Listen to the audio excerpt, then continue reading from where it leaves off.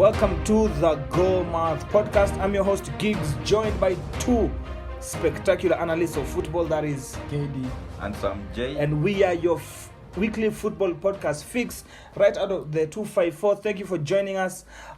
We want to dive into the Premier League, but before diving into the new fixtures of 2020-2021 season, This is your show. the Goal Math Podcast. 1, 2, 3, go! Now, guys, we are in a state of just waiting for the Premier League to start.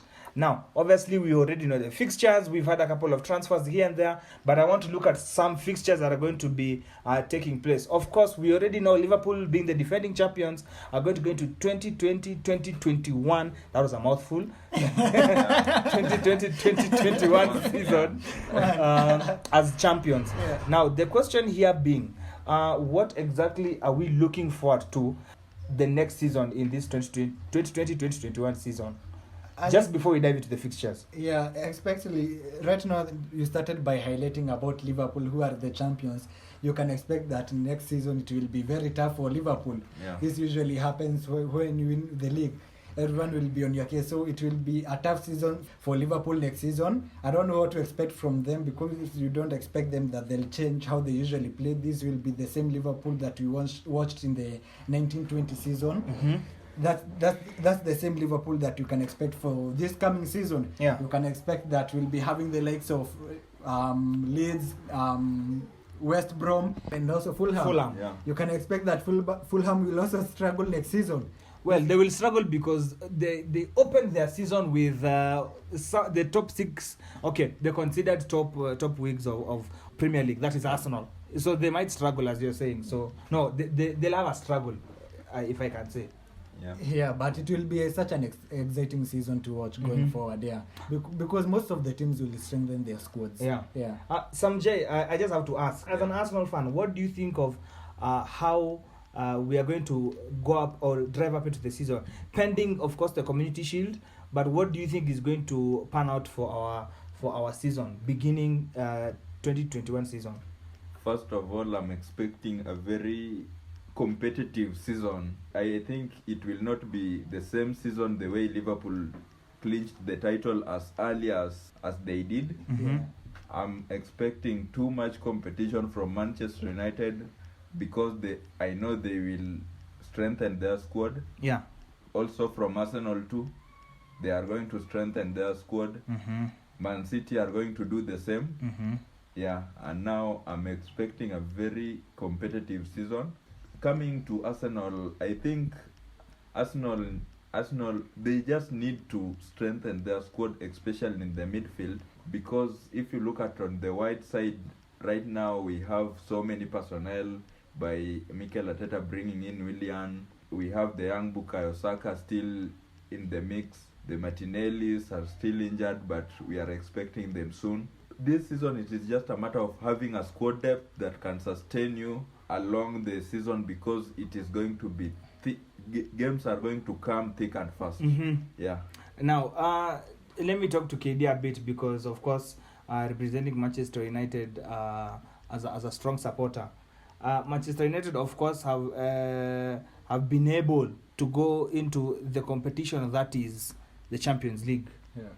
What do you expect from Manchester United going forward, coming this new season? Okay, coming into the next season, I expect that Manchester United will try and compete for the top four. Mm-hmm. Top four should be the bare minimum for a club like Manchester United, of course, with the players that we have at the club. Mm-hmm. Talking of maybe winning the league, I see Liverpool and City going head to head once again, because when I look at Chelsea and also Manchester United, I look at clubs like the traditional big six clubs. I'm talking of Arsenal, United, Spurs. When you look at Spurs, they'll also strengthen their squad. You've seen they brought in the midfielder from Southampton, that is Højbjerg. You look at Arsenal, they'll also strengthen their squad. You look at Chelsea, they're bringing in the likes of Ziyech, Havertz allegedly.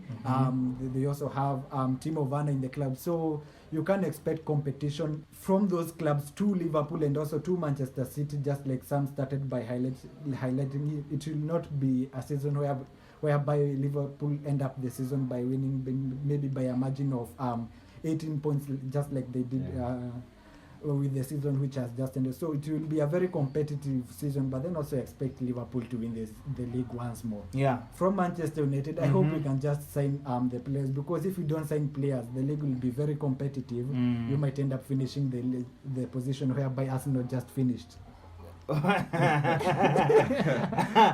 was a small roast from KD, Yeah, but we're going to ignore it. Just going to we're ignore going to ignore it. We're going to be As for now, humble. as for now, We're gonna ignore it. And that's why Gigz started by mentioning the traditional big six clubs. I mentioned Arsenal. You can expect competition from clubs like Arsenal, because right now they have a new manager who's just won the FA Cup. So you can expect that Mikel Arteta will be doing very well this coming season, because he has the players that he wants. He will be having the players that he wants. When you look at Manchester United too, they will be bringing in players, same just like I mentioned Chelsea and Spurs. So it will be a very competitive season. Also from the players' perspective, last season we have Jamie Vardy winning the Golden Boot. You have also surprise players like also Danny Ings, just like we've talked in the previous season which has just ended. So you can expect some of the players will go down in terms of their performances. Some players will go up in terms of the performances, because when you look at Leeds and Marcelo Bielsa too, they are very talented players coming into the Premier League this season. You can expect that. I don't know, I have a feeling that I might expect that Nicola Pepe performing very well this coming season. And I'm glad you have said that. True, but with me Gigz, I'm seeing this tradition going back to top 5 right now, because if you look at the way big clubs are now strengthening their teams, it is going to be very difficult for these smaller teams, the likes of Leicester, the likes of Leicester to keep up with this, the likes of Chelsea, Arsenal, Manchester United, Liverpool. Man City, because it was top 4 when Man City was not in the mix. But now Man City has just come to the mix. Now it is going to be a top 5 race, where it is going to be entailing Man City and Liverpool as the main favorites, and Arsenal, Man United and Chelsea struggling to keep up with these two teams that are on top. But it is going to be a very tight one, but I'm not giving the likes of Tottenham to have a chance, because if you look at the kind of signings they are doing, no depth.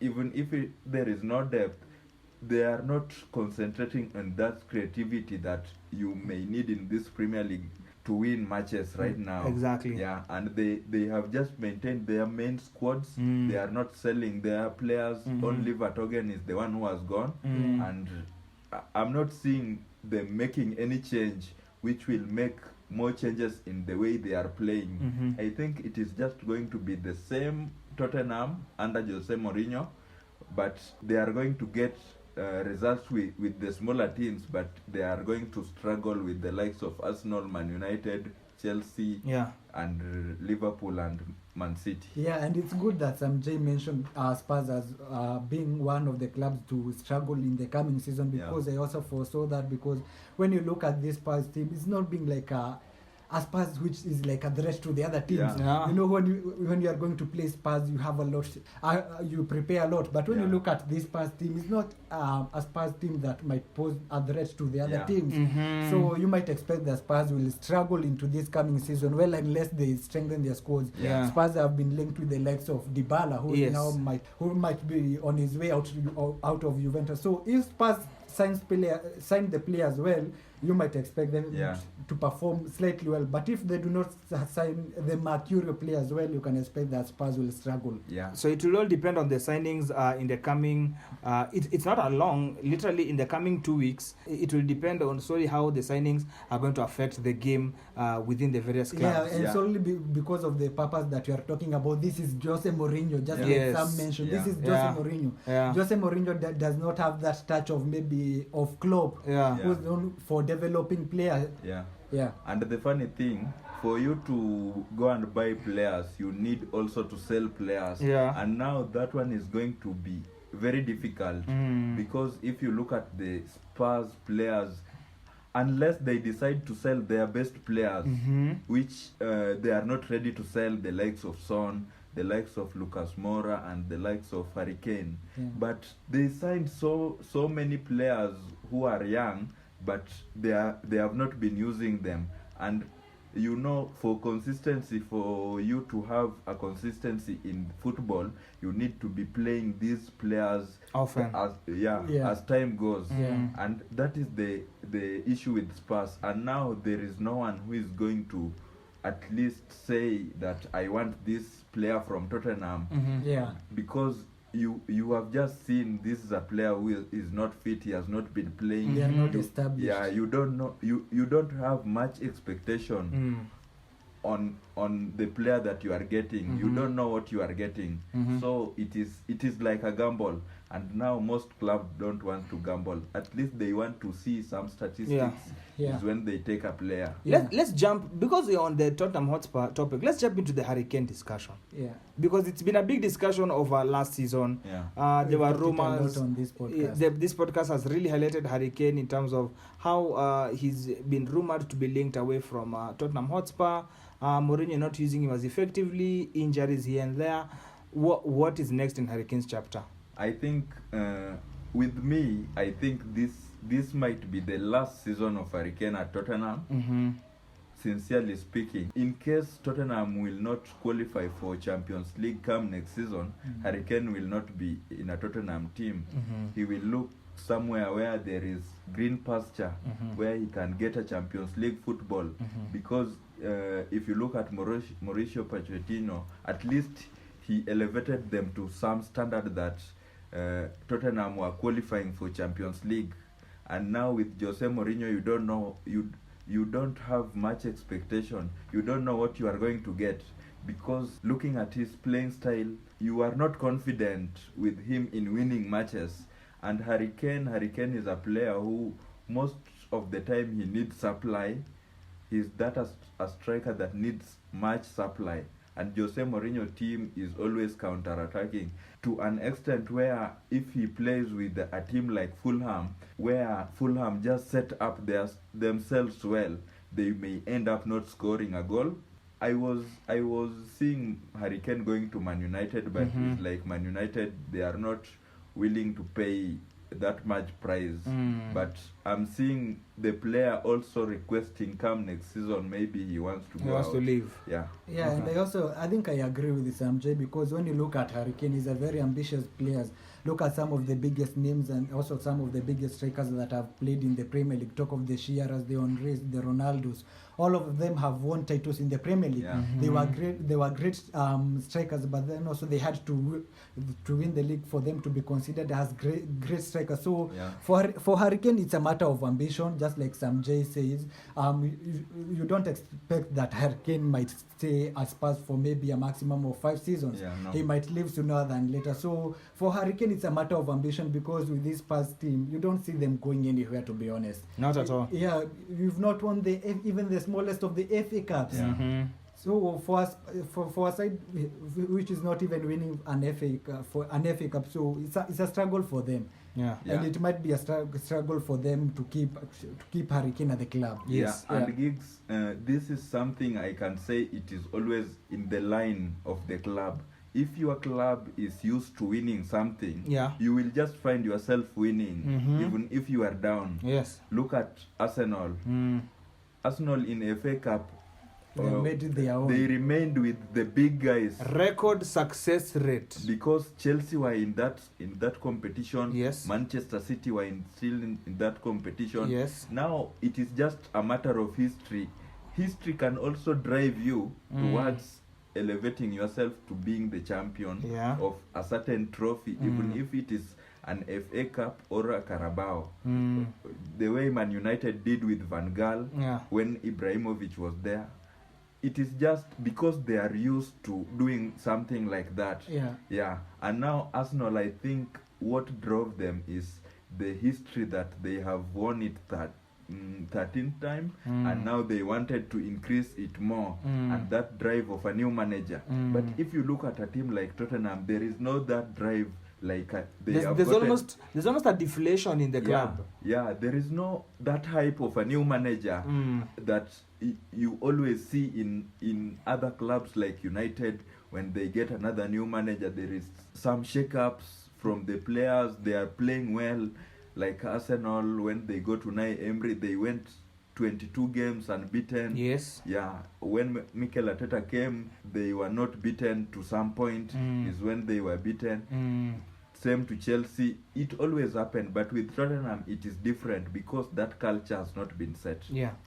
Yeah, and I think I agree with Sam J on that. It's just about a matter of culture that has been set at the club, because right now look at Arsenal and where they are. They won the FA Cup just the other day, and right now they are just about to tie Aubameyang with a contract. So and it's just and this was a very bad season for Arsenal. It was. In their history, this was. It was a very bad season.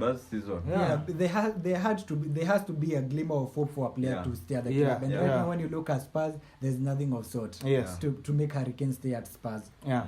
Now, we opened the season with a pre-season match with the FA tie, the champions of the Premier League against the FA Cup winners. That is, it's going to be Liverpool versus Arsenal. It's going to be held at the Wembley Stadium. Now, I know you guys, this is going to be a match that we would want to watch. It's going to be held on Saturday, the 29th of September. This is going to be the opening match that is going to set pace for the Premier League. These are the two teams that are expected put the Premier League in a run for the title type of race. Curtain raisers. Yeah. What are your expectations for the FA Community Shield final? With me, this match, I'm just seeing it as a fitness match. Because I'll not be surprised seeing Klopp lining up some of the kids with some of the grown-up players. So youth team and experience. Same as to Arteta, also blending the youth team with a few of the experienced one, because the season that is coming is a very serious season, and it's a very delicate one that you cannot afford to your players to get injured at the same time. And because this one is going to be a very funny community shield, because it is going to be played 2 weeks earlier to the Premier League. So the coaches will not have much time. It is not going to be that much competitive. It's just going to be like a friendly match for the fitness, so that the coach can deploy some of the system that he wants to use, see how the players respond to the after this break, and then kick on the season with the high. Personally, expect this match to be competitive, because Sam mentioned that this seems like a very funny match because of the situation that we've been in. That is the coronavirus situation and how it will affect this match. Going into this match, I expect maybe a very competitive selection by Mikel Arteta, because Mikel Arteta takes every competition very seriously, whether it's a Carabao, whether it's the Community Shield, or whether it's the Europa League. He takes every competition very serious. So you might expect the likes of maybe Lacazette to be starting in this kind of a game. For Klopp, not so much in that aspect, but for Mikel Arteta, he takes this match very seriously. But right now, just like I mentioned, it has been affected by the coronavirus situation, because previously we used to see players go on holiday for like 1 to 3 months. Right now, they are going on holiday for like 2 to 3 weeks. So players right now, their fitness levels are just up there, even if they resume with the team. So it's going to be a very competitive game. You can expect that Mikel Arteta will put his best selection in this particular game. So let's just dive into the prediction of what you guys will see for this game. Who do you think is going to take the FA Community Shield? I'm going with let me play the devil's advocate even on this one. I'm going with Arsenal. What? For the first time. Let it be on record on the Goalmouth podcast that for the first time ever, KD has sided with Arsenal. I'm even surprised. We might not end up winning this game for this reason.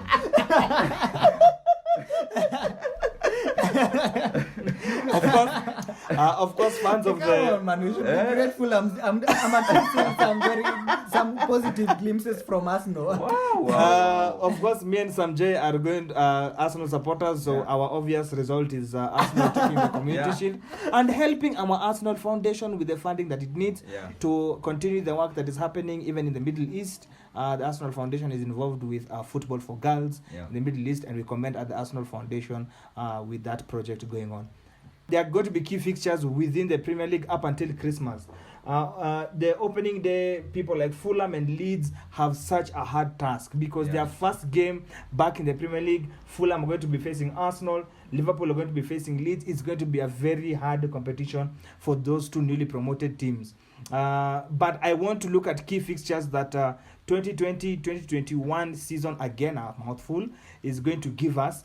Chelsea face Liverpool on September 19th. Then Liverpool face Arsenal on September 26th. But I want to highlight this one specifically. United face Tottenham on October the 3rd. Why I've brought this into our attention is two reasons. Number one, the former boss at United is now the Tottenham manager. And obviously we know that OGS has had one over him a couple of times. The United-Tottenham game, October. What are you guys seeing? These two, is this a fixture that we need to keep our eye on, or can we brush it over and say okay? First of all, for the two fixtures that you have read, Arsenal, Fulham, those one are very interesting and tricky fixtures. London derby. Because that one is a derby. And if you go to Leeds versus Liverpool, it is also very tricky because of the managers. Marcelo Bielsa is a very, very, very, very keen manager who has worked under Pep Guardiola for such a long time. He has had Pep Guardiola. He has been in Barcelona, and he knows how to handle this kind of game. High pressure. Yeah, and you could see that one in a FA Cup game between Leeds versus Arsenal, where they gave Arsenal hell of problems. Only that Arsenal won by 1 goal, but they had so many chances and they hit so many posts. Now, talking of that fixture of Manchester United Tottenham, I think this one will depend with the recruitment that Man United are going to make during this period.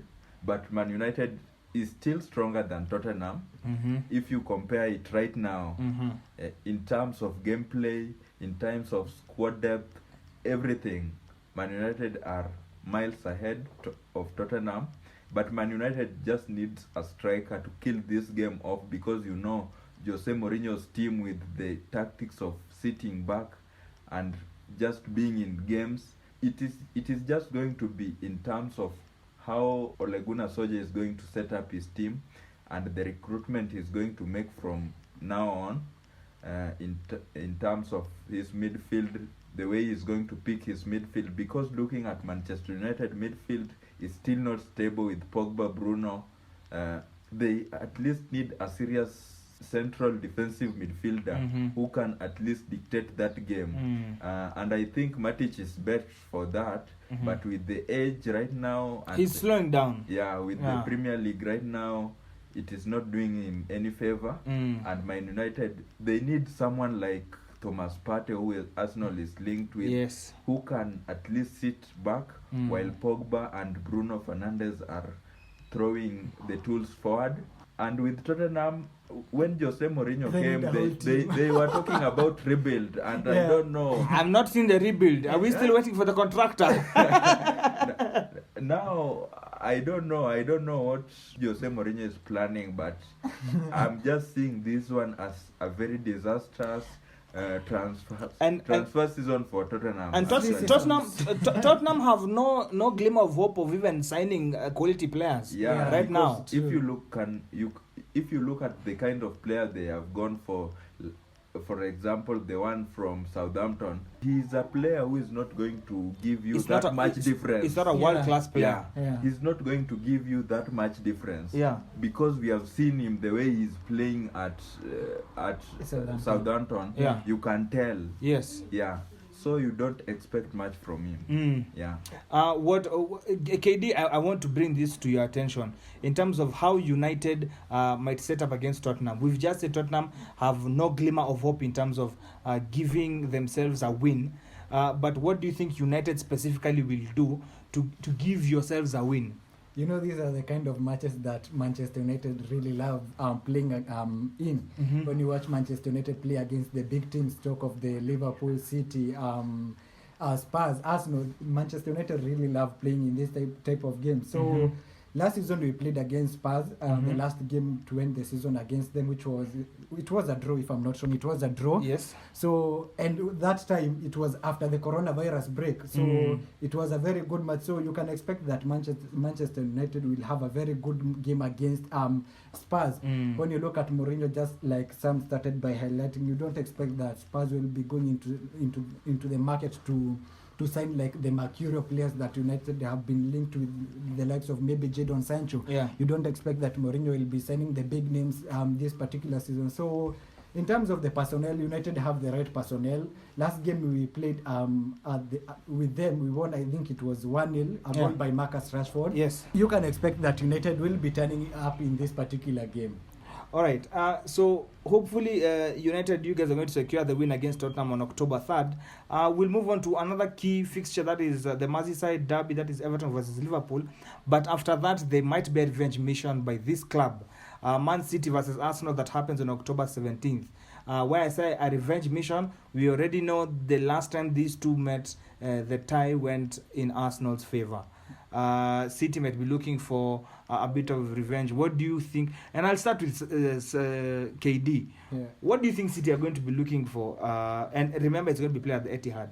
So it's going to be the stomping ground that City will need to execute their revenge mission. Yeah, because we started by highlighting that you expect that Manchester City will be giving Liverpool a run for their money in this particular season. And so if you're looking into giving Liverpool a run for their money, then these are the kind of fixtures that you need to be winning. Yeah. Fixtures against the big clubs, which Manchester City have been known to struggle with. Yes. Pep Guardiola has been known to struggle with. So these are the kind of games that you expect that Pep Guardiola will be putting very good teams and selection into this particular game, because this is not an easy game for Manchester City. It is not. Arsenal have proved that. Mikel Arteta has proved that when he eliminated him in the FA Cup to go into the final. So you can expect that this is going to be a very heated game by both of the clubs. Both of the managers will be looking to win this particular game. Mikel Arteta knows Pep Guardiola very well. So it's going to be a very competitive match.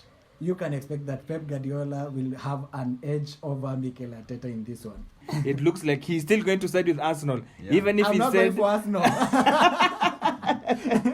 Now there's another key fixture that I really want to bring, and a lot of these key fixtures have really United. It's going to be a very difficult month for them, I must say. And because you highlighted United, it will be especially the month of October. Yes, it's going to be a very difficult. It's going to be a very difficult month for United. They play Spurs, yes, Chelsea, yes, Arsenal, and also Newcastle. Yes, Newcastle are no joke, so it's going to be a very difficult for Manchester United. I know every club has that month, quote unquote, is going to be difficult for them.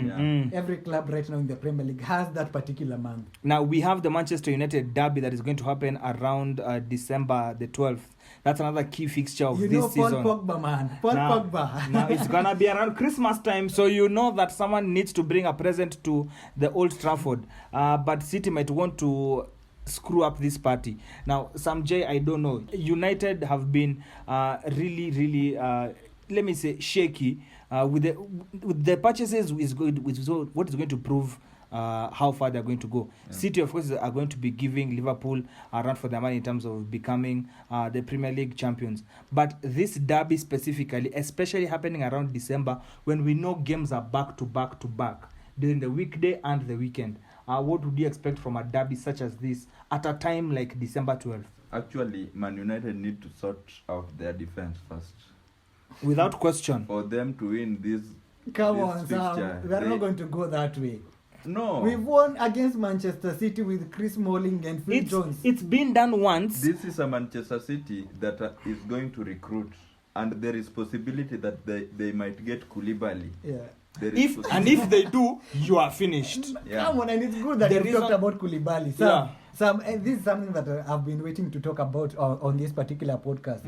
Now that Manchester City are going to sign Koulibaly, what do you guys think of Koulibaly? Because when you watch Koulibaly against Barcelona, this guy was exposed. Yeah. This guy, I think this guy is just average. The Barcelona with, attack, with the hype of a very good defender. the Barcelona attack, you must also admit, is a very superior one. But this is Koulibaly, man. You must admit, it does not matter how you put it, the Barcelona attack is a very experienced forget one. that game now that I mentioned Barcelona. When you look at some of the biggest defender, it doesn't matter what games they play in. Look at Sergio Ramos, look at Van Dijk. They don't care the kind of the game. So, but when you look at Van Dijk, he's a shaky defender with the media hype on his shoulders. Yeah. But a good defender, I think right now a good defender is that one that reads the game. I think defender nowadays in the modern football is being rated with the way a defender can read the game. That's where Van Dijk is getting the hype. Vision and aggression. Yeah. He is reading the game. He knows how to position himself. At what particular time should he attack or should he withstand the attack? And he's the one controlling the 4 defenders of Liverpool. That's why he's getting the ratings. Yeah. But if you are a defender, you can't read the game, you can't control your back line, that one is just a disaster. Yes. And I think that's where the likes of Maguire are getting the stick because It's true. The likes of Maguire It's are getting true. the stick It's because true. Yeah. they can't read the game. They don't know how to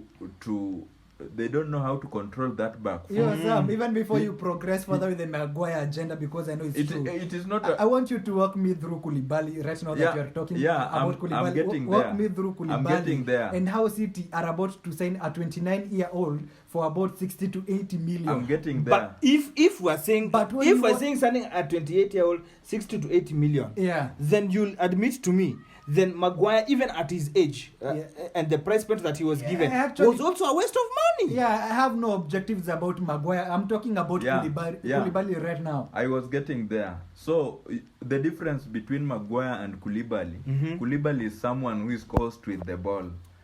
One. Yeah. He can pick a pass. 2. Even if he's under pressure. Yes. Yeah. And Maguire is someone who cannot pick a pass. He will panic. I think he's slow. I think with Koulibaly, he can get that the leadership skills. He's quick. In the back. He's quick, yes. He knows when to release the other guys. Yes. You can go and attack. Yeah. And when to stop them. Yes. Right now we are in danger. Don't go and attack. Yeah, that is the difference. But with and you know whose Maguire, aspect all that fit in with? One Imrek Laporte, whom they already have at the club. Yeah, tell me, how can those two gel in? Because this is the same but club that we has know just signed Nathan Ake for over 45 million. We know there's a reason why Pep has to sign a person like Koulibaly. Number one, not because only of his experience. Remember, for you to have great squad rotation within a certain club, if you have your squad rotation players and all of them are up to par in terms of experience, in terms of skill, and if we're talking about the defenders we're talking about right now, in terms of vision, in terms of aggression, in terms of leadership, you are solidified in terms of how you rotate your team. Yeah, and to add on that, you look at the likes of Maguire, I think enough of Maguire, Sam. No, we must highlight why Maguire is not the right fit for a big team like United. The likes of Maguire and Luiz. Let me include Luiz also there. No, I'm not going. No, because no way. No, it is a comparison sheet. That's it is a comparison sheet that needs to be there. An insult on Maguire comparing him to Luiz right now. There's absolutely no way. That's an insult. These are two defenders that are terrible. No, Sam. It's alright for you to compare Luiz to the likes of Phil Jones, but to Maguire, that won't happen on Phil Jones is a joke of a defender. If we're talking about a comparison sheet between Maguire and Phil Jones has all the attributes that are likened to Luiz. No. Luiz gets composed when Arsenal are playing at back. No, Sam. I'm not going to. But when the system of 3-4-3 does not fit with Luiz. Let me ask him a question. The game between Arsenal and Manchester City in FA. Yes.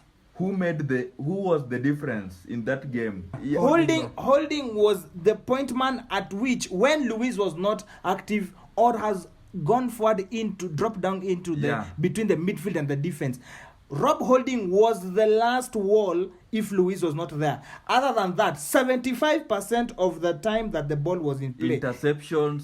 was all Luis. Luis. And that is what that Chris Smalling can also do in a back three.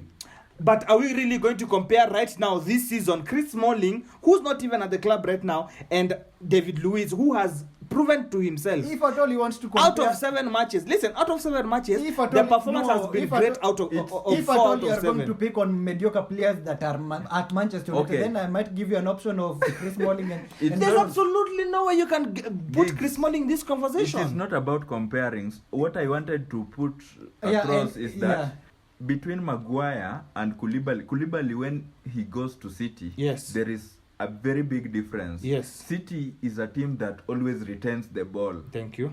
Manchester United, Play long balls. they will not retain that ball They that play much. long balls. Yeah. And if you are retaining the ball, there is a very low risk that you will be attacked. Yes. Now this guy will not be much exposed. Yes.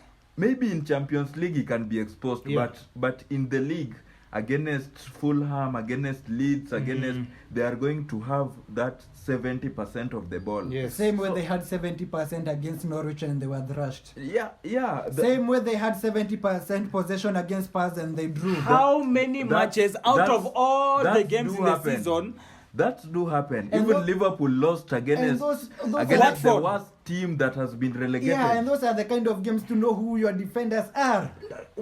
Listen, if you're going to compare, if we're going to compare, out of 38 games, you're going to pick out 2 that are the worst because maybe a defender was off his Yeah. game. Yeah. Then we should not be even having this discussion. in the No, first we are place. having this discussion because I Because- watched Koulibaly play in the Serie A. Koulibaly, and it's good if brought that he plays in the Serie A. Some of those teams are one of the most pressing teams in the world. Most pressing.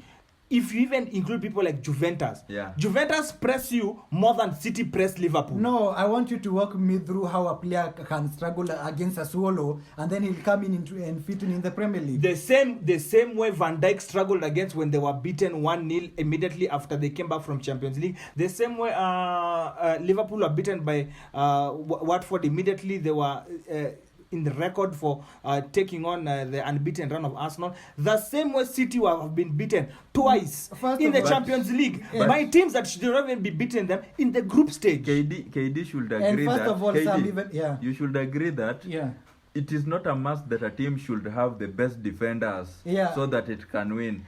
The best gel. Laporte is one of the best defenders, but Yes. the only problem that he has had is he's injury prone. Yes. That is the only problem that has.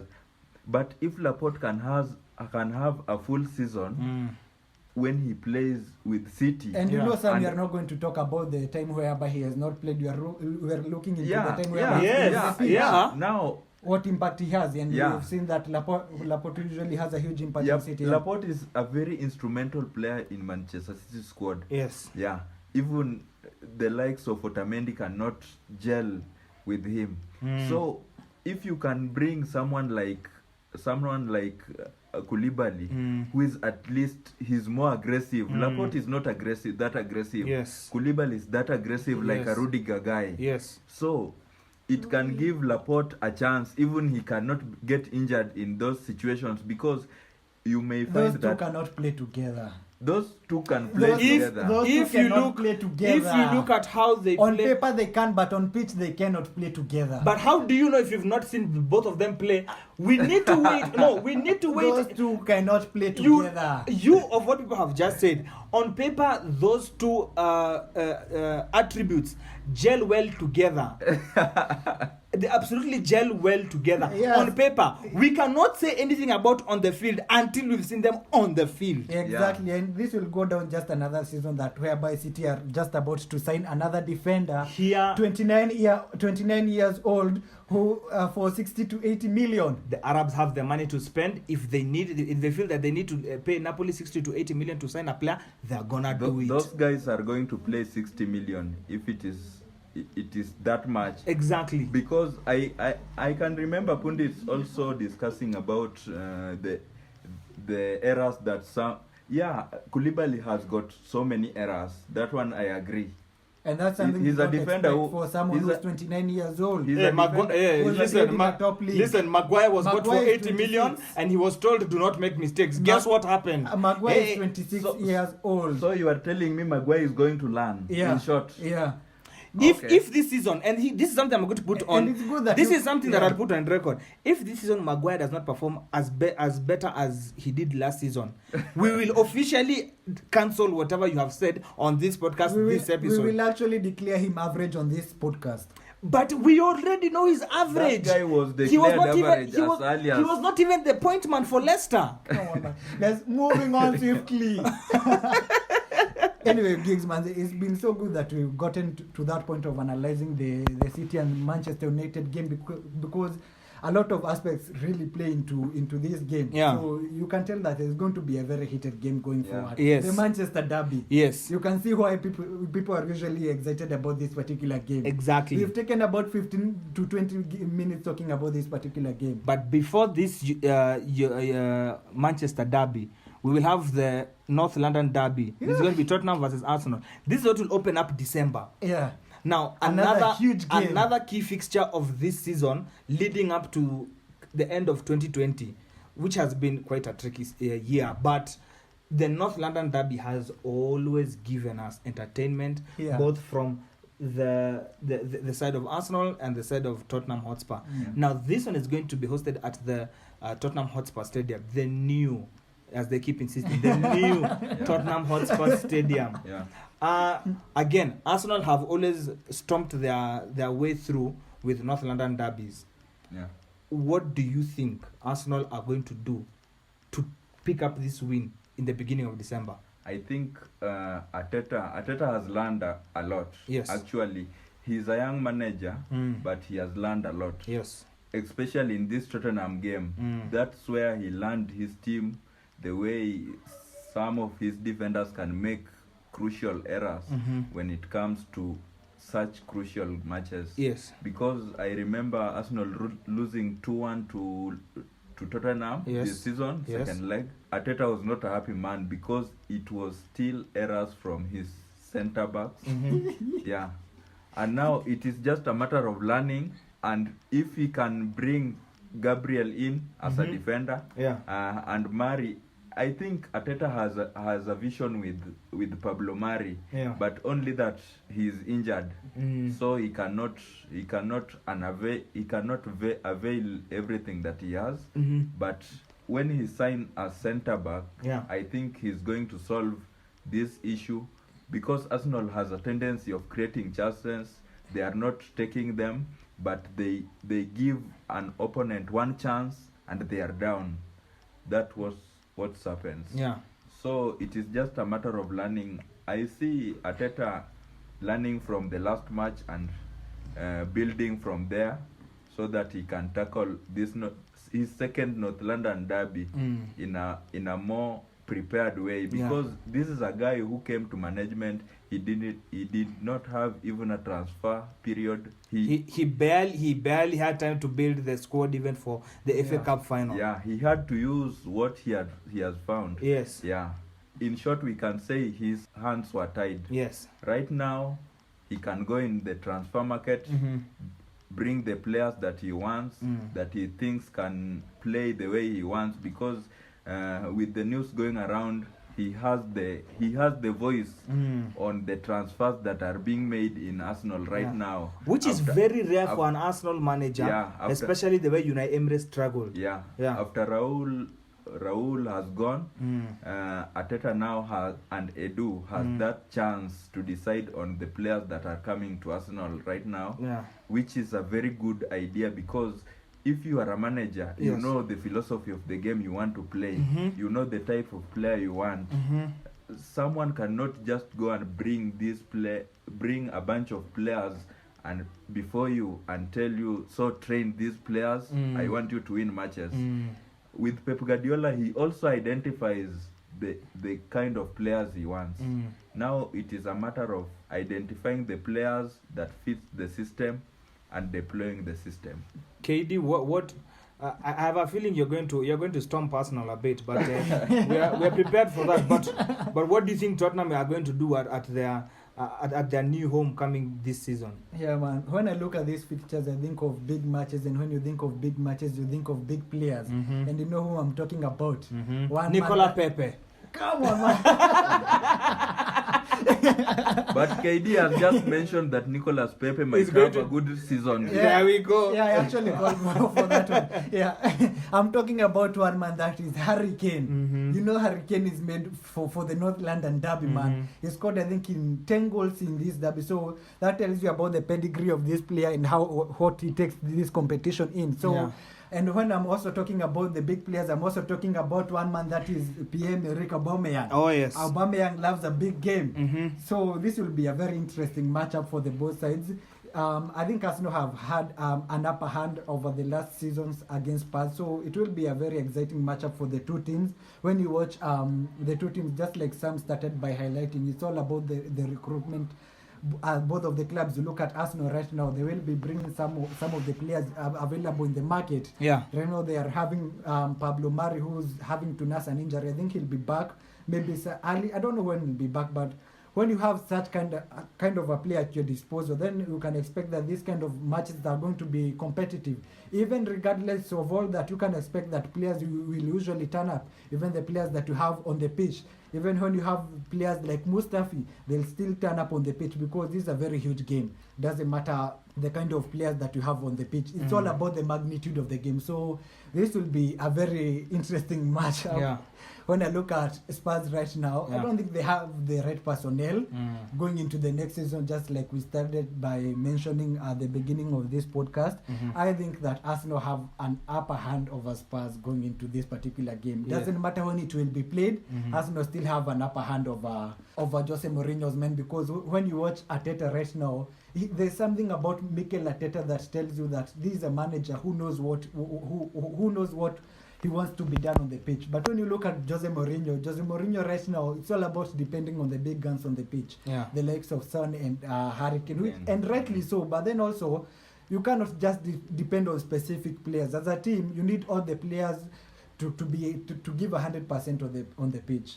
All right. I have to go with Arsenal on this particular game. All right. Yeah. So of course, December is going to be a very entertaining month, given that the next two matches after those two derbies, in terms of the key fixtures, is going to be Liverpool versus Tottenham on December the 16th, and then just before Christmas we'll have United versus Leeds, which is going to be another good one. Yeah, man, and it's good that you mentioned that game. Yeah. And the Gigz. funny part, Yeah. Arsenal is now becoming Samba Boys Club, Yeah. full of Brazilians. Full of right Brazilians. Pablo Here we go Mari. again. Yeah. Here we go again. now. David Luiz, Willian, Here we go again. Martinelli. Yeah, and it's good that you Gabriel. mentioned Willian, because right now, because you mentioned Willian, Arsenal Yeah. going into next season will be having a lot of depth. It's a good thing for Arsenal right now. Off the mic, we Yeah. discussed William. And you're not going to pick up this argument right now. We're not because- going to pick up this Done. argument Yeah, right I now. know, Gigz, you are against the signing of Willian at the club. And this is something we said when, because we had me and Sam J a couple of episodes ago. We literally talked about how Arsenal need to stop wasting time looking for 30 plus And players. Sam J doesn't want to accept that you guys are going to be paying him to 20k a week. There is absolutely no way we are paying £220,000 for someone who's going to retire in the next 2 years. That is utter crap. Even if we've given him three years, we gave him 3 years. Dude, by the second year, yes, he's the speedster that we know. Yeah, man. But by the time the second year comes, that dude will have slowed down. On the other hand, Gigz, But- by thinking about it, Yeah. right now that you are talking in terms of payment and all that, Chelsea right now have Kaluma Hudson-Odoi, who's earning over 200k a week. Yeah. But no one gets to talk about that. That was the biggest smokescreen of the season. Clubs like United have Lingard earning over 100k a week. So Actually, the Lingard story of being paid 100k a week is something that is very interesting for me. How in the hell are you paid 100,000 per week, and you put up a performance like the one that he does? To this day, one goal in a season. With me, for the records, Yeah. on Willian issue, I just want, this is a done deal. There is nothing That can be done we- about it. can be done about it, Yeah. right? So it is just a matter of support your player as a fan. Yeah. Yeah, because even if we are criticizing Willian. Yeah. We are not criticizing Willian. We are criticizing the club. Yes. The signing. Yeah. Yes. The person who invoked that deal. Yes. Yeah. But Mikel Arteta proved it. But Mikel Arteta, maybe he has a plan. Whatever Yeah. vision Mikel has. The only problem that people has is that this guy, the wages that he's earning. For example, if I was given Willian for free and he's earning like 100k per week, I would not be in a much pain. Yeah. Because you are sure this guy is going to give you a performance. Yeah, but If he's on the pitch, he's going to give you 100 performance than having the like of Mesut Ozil in that pitch. yeah, He's someone who can fight for the team, who can chase the ball in terms of pressing, goal scoring opportunity. He's a goal threat. yeah. Creating chances, he's also on top there. If you look at the Chelsea statistics, he stands at the top level. They are in not the- up there. But here's the They are question. not up there. Here's the question. Some we have to Here's the agree. question. We Willian stand and- for Chelsea Willian are and not Pedro, impressive. Willian Okay, and Pedro okay. literally are on Okay. the same level in terms of how bad they have been, My in terms friend, of appearances, last in season- terms of performance, in terms of goals. Give me who is on top last season. Willian only- was involved in 16 goals. Yeah. Willian he only And performed that in was the. his highest output at Chelsea. That's My the friend- and that was first half of that season. 16 goals involvement. It was first half of that season. Of last season or which season? the other season, the season before that. 9 Okay. goals, 10 goals. There's no way you're gonna tell me, and this is something that I'm going to remind fans.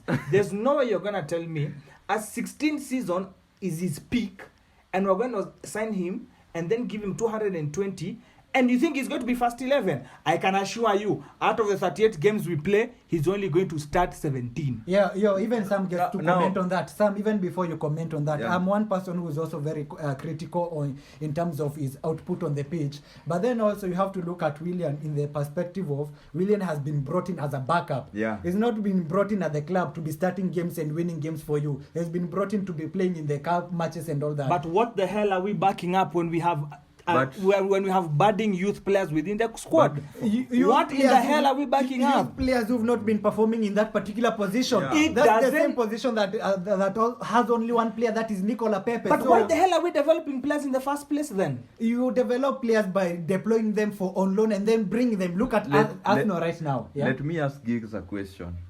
Giggs, between bringing Willian in and bringing Or even a putting 27-year-old in, which one would you choose? Or even, What, or even which 27-year-old are we talking about? Still though? you No, have let me Saka. give- Remember, still you have Saka, you Yes. have Martinelli, Yes. you have Reece Nelson. You want to develop them. Yes. Between bringing Willian in and bringing someone like who is just average, not someone who is in top there, because from the conversation we are saying Willian is an average winger. yeah. Yeah.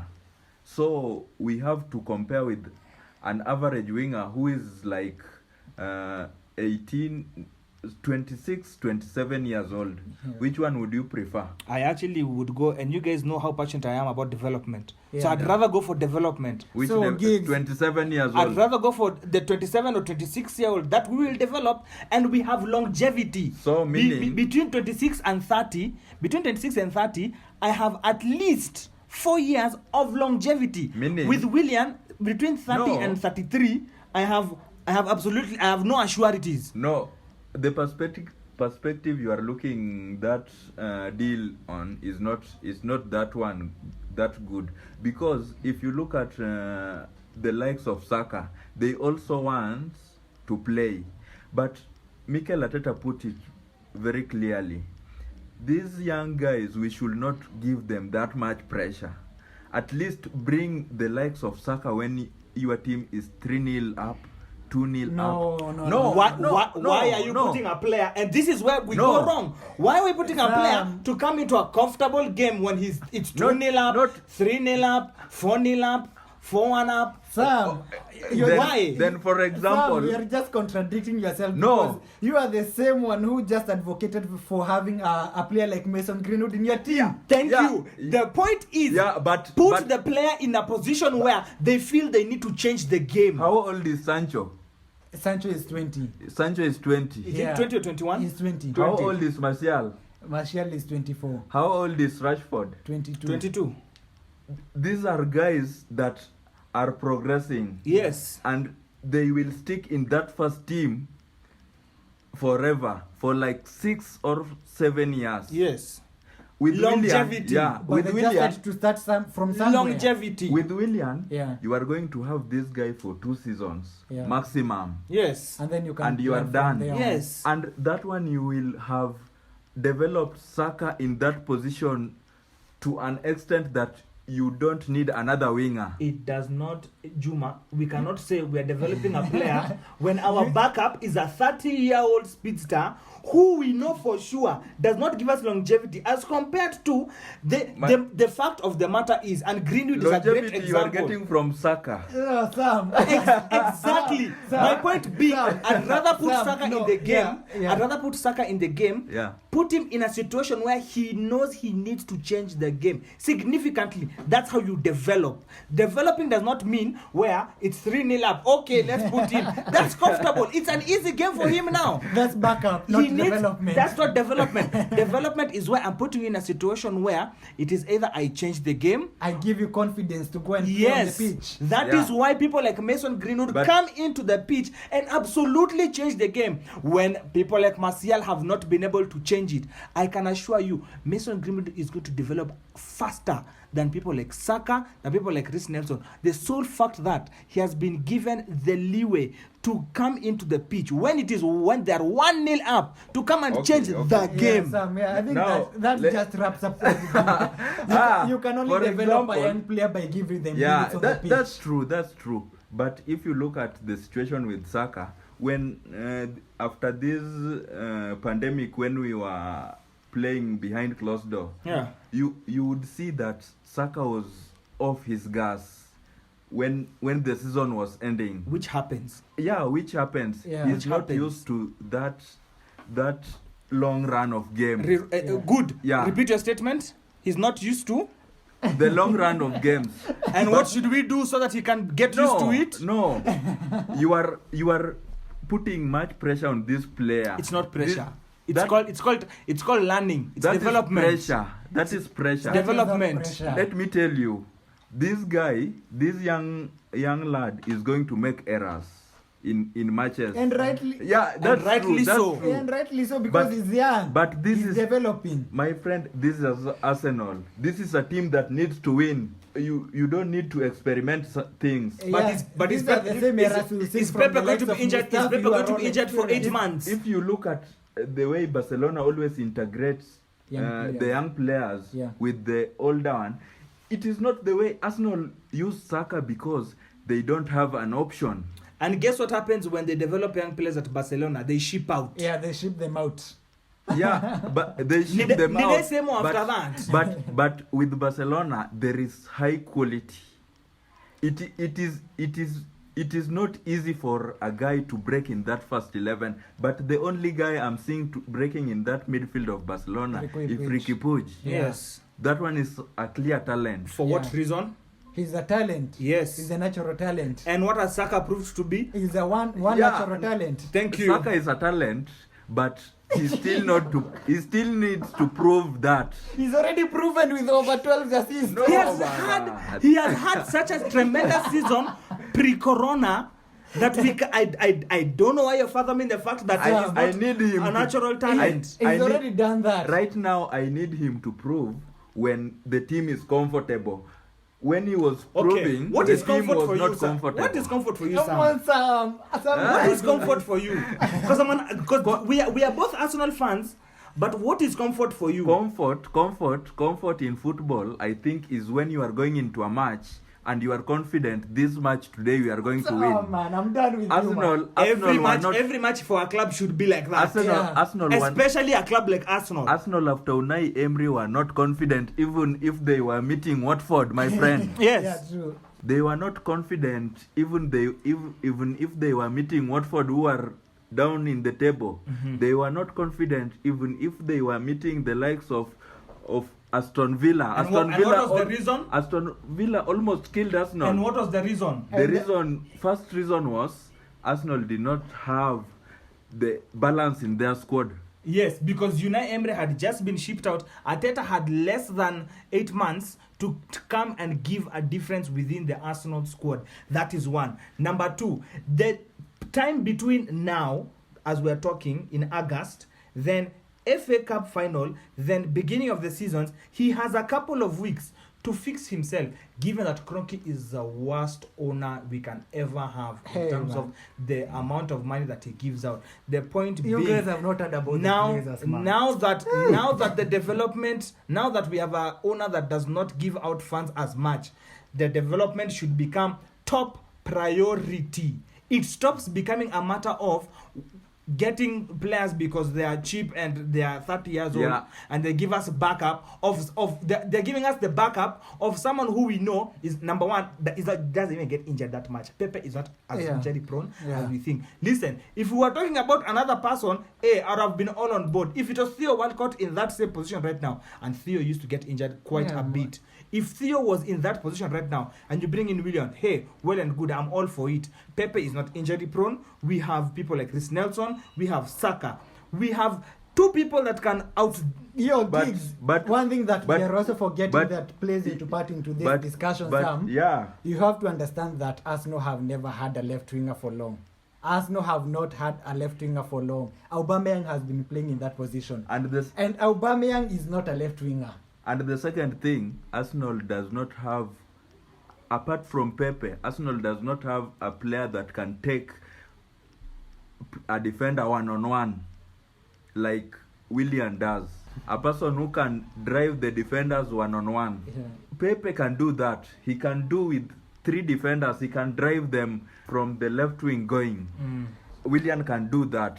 Aubameyang is not a winger. Aubameyang, we were playing with him because desperation areas, because Arteta knew the squad was not balanced. But so, leaning on towards Gigz side, didn't you guys go for a younger player? Yeah, we should have fished out that for a younger because right they are younger. We should have. If it's about a right wing, if it's a right wing we are fishing for, we should have fished for or a left. Let me ask you a question. Between taking a Willian for free and going for 2 midfielders, this is what we should have done. Like should have gone for all. This we should have done. Let's go for all. Yeah. The budget that were given by Kroenke, a very crappy one. Remember. Let's go for all, and let's decide who is more likely. Number one, we are saying we need 2 defensive midfielders, and we need one defensive, one attacking. One attacking midfielder, given the fact that Ozil is a waste of space, obviously being an attacking midfielder, but we have to look at it this way. We can go for all of them, even with the budget that we have. What did we do with Pepe?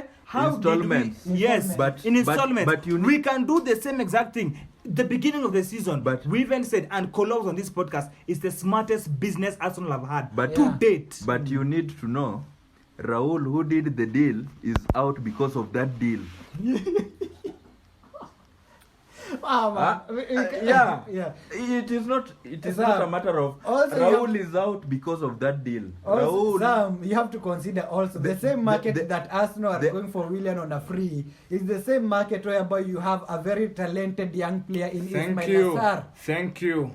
Who has now been relegated with Watford. Now that would have been a potential target who can stay at the club for over 5 years. Thank you. What longevity?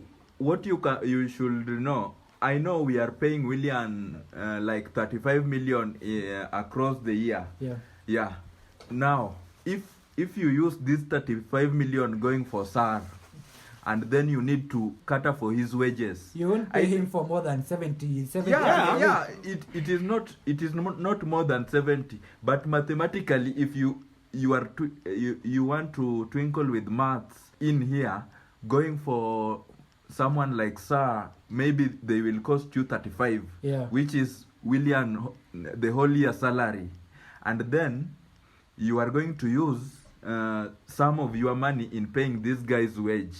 But what does he offer on the pitch? That's what matters. You know what the solution is, especially at Arsenal? Sell Ozil. It's a waste of space. Actually, do you know how difficult it was to offload Sanchez? We cannot. That's the same problem. That was your capital mistake. That's the same problem you guys Gigz. are gonna face at Arsenal. Gigz. Taking players on a free and then striking Relax. them. And remember, we are paying William 220k. We've not even finalized the Sam, Oba deal. Let me point you to another I direction. told you- Gigz, let me point you Just to a another minute. direction even Just a before you minute, proceed, KD. so that I give you an option. Just a minute, Yeah. KD. Yeah. Gigz, on the text I told you, we are going to crucify William after he has stepped on that pitch with Yeah. Arsenal jersey. Yeah. We cannot crucify him right now that he is a terrible winger. Yeah. Mm. Depending on how he was playing at Chelsea. Yeah. Chelsea is a very different club That's with another- very that's different another club philosophy with different manager. Arsenal is a different club. Arteta knows how he wants to play. I can't crucify William right now until we reach January and I have seen William has just scored 2 goals. That's where I will start questioning. William has just given me 3 assists. That's when I will start questioning. But Sam, you said right you had now, no performance issues with performances because he's coming in as a backup. if he will be playing, That's a good point. if he will be playing every week, Yeah. I will be Yeah. assessing him. Yeah. But if he's a guy who is not who will be Off the coming bench. off the bench, that one do happens. There are so many players that are coming off the bench and have not been scoring. Sam, Yeah. I'm gonna give you another option of the Arsenal radar. Right now, David Alaba is available for as little as 35 million. Yeah. But then also to have David Alaba in your team, you have to be paying him 400k a week. That is what he's demanding. Yeah. What will you go for? Getting a player who has the quality that David Alaba has, and paying him 400k a week, or even opting to walk away from that kind of a deal because of the wages. Actually, that deal of Alaba, it is going to be hiked up. Why? Because United are also in that No, deal. Sam, it's about the kind of performances But- that he has been having at his club. But The performances back up his but wages. this one is a different league. yeah, so it's a different. I gave you 2 scenarios. Right now, you guys but have gone William on a depending free, with the performance, Yeah. I can go for Alaba. paying him 400k a week. Yeah, if the club has that No, we are chance- talking about Arsenal. And you know We are Arsenal talking about does not Arsenal, even Sam. have that type of We are talking capacity about when we Arsenal, have Sam. Kroenke. We have Kroenke as one of the meanest Arsenal- people in the world Arsenal are with not money. going to pay you that wage. And exactly that's why I brought up that, because Yeah. just the other day you guys just fired over 55 employees because of salaries and issues to do with all of that. So why will you guys take another player after firing employees at the club, But- and you'll be paying him over to 20k a week? But Which is the equivalent With- to like 13 employees with at me, that, what that club. what I can defend myself with is that With the Aubameyang issue, it's Is that- justified giving him a contract. Oh, that one, yeah, that one's hard. Don Raul is the one who did these deals. I want to assume that. Yeah. And because this one is a guy who knows so many agents and so many agents are his friends. The agent of William is the same agent of Luis. So sometimes you can just connect the dots. If you want to question the deal of Luis, which we questioned, but you remember Don Raul was still in the club. Unai Emery maybe did not want Luis, but he was forced with. Now, you have to use the player that you are given. Now it is upon Arteta to assess if this guy is the right guy that will push the team forward. If he doesn't want, because the money is not coming from Arteta's pocket, Yeah. he can decide and bench this guy. Ozil is earning 350 and he Yeah. has He's not a been- reserve. has not been even featuring On the bench. on the bench. He's a reserve. Yeah. Now it is upon The the manager. decision that the manager is going to take. Yeah. Okay, it's been a big topic. It's quite dramatic. I know we've spent quite a lot of time on this topic, given that there are very many, and even online, even if you look on Twitter, there are very many conversations surrounding. Yeah, but continue with us with the conversation on Twitter at goalmouth_pod. I will be able to take some of your comments and samplings of what exactly you guys think about the Willian transfer, and even going forward, what Arsenal, United, Tottenham, some of the clubs that we featured today, going forward, what do they have in terms of the 2020-2021 season? Again, the biggest mouthful of a season. I've been your host, Gigz. Thank you for joining me on the podcast. KD and Sam, again, has been an excellent discussion. Of course, we are at each other's necks, but what is the Goalmouth podcast without an argument such as that? But let's meet again next week. Can we? Guys, KD, anything to say before we cut? I'm actually having an argument with Sam right now. Can we? I think we need to keep the argument off the mic.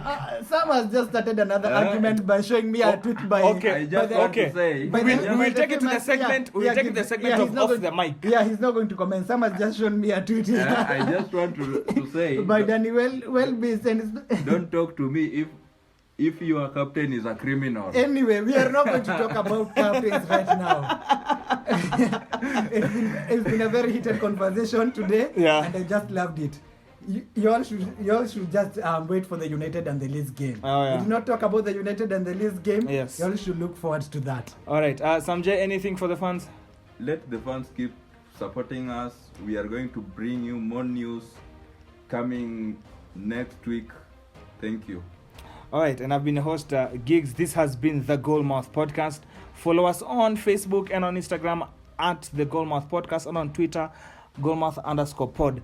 And follow us on YouTube also. Also follow our brother, I won't even say sister. Our sister podcast, that is The Roomies Podcast. And you can get them also on all the social media, Twitter, Facebook and Instagram. Also follow us if you want any jerseys for this season. Arsenal have come out with a fresh new jersey. I have an argument against Adidas. That is going to be on off the mic segment. Arsenal will always get the best kits. That is going to be off the mic segment. It is not about the best. Even the advertisement, Arsenal always proves the one. It's going to be off the mic. It's going to be on off the mic. We are going to have it on off the mic segment for any person who feels that they love this raw conversation away from the podcast. We'll be able to bring you features of that when it comes to the kids, things like VAR, anything that is away from the action that is football. Thank you very much for listening to us on the Goalmouth Podcast. Follow us as we follow football. See you next week. Bless up.